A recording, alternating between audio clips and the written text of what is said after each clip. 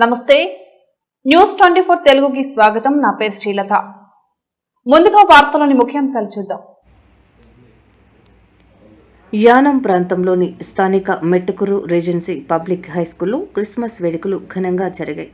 ముందుగా పాఠశాల ప్రధాన ఉపాధ్యాయులు TV SSV Prasadarao cake cut చేసి విద్యార్థులకు క్రిస్మస్ శుభాకాంక్షలు తెలియజేసి ప్రతి ఒక్కరూ శాంతి మార్గంలో పయనిస్తూ ఓర్పు సహనంతో కృషి చేస్తే ఉన్నత స్థానానికి ఎదగవచ్చునని తెలియజేశారు.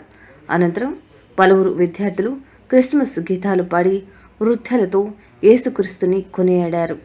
ఈ కార్యక్రమంలో హైస్కూల్ ఇన్ఛార్జ్ సిహెచ్ వీరభద్రరావు, ఉపాధ్యాయులు బి అశోక్ రెడ్డి, శ్రీలక్ష్మి, క్రాంతి కుమార్, ప్రభాకర్ రావు, వాకపల్లి నాగేంద్ర కుమార్, రామారావు, పిఈటి శ్రీనివాస్ మరియు మహిళా ఉపాధ్యాయ సిబ్బంది పాల్గొన్నారు.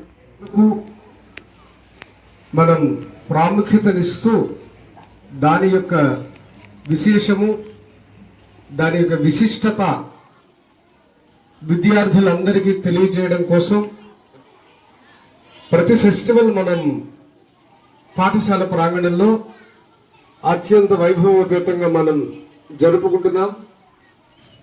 అది ఏ ఫెస్టివల్ అయినా హిందూ కానీ, క్రిస్టియన్ కానీ, ముస్లిం కానీ, ఏదైనా ఏ ఫెస్టివల్ అయినా కూడా మనం ప్రతి పండుగకు సమ ప్రాధాన్యతని మనం ఇక్కడ ఎంతో ఉన్నతంగా మనం జరుపుతున్నాం.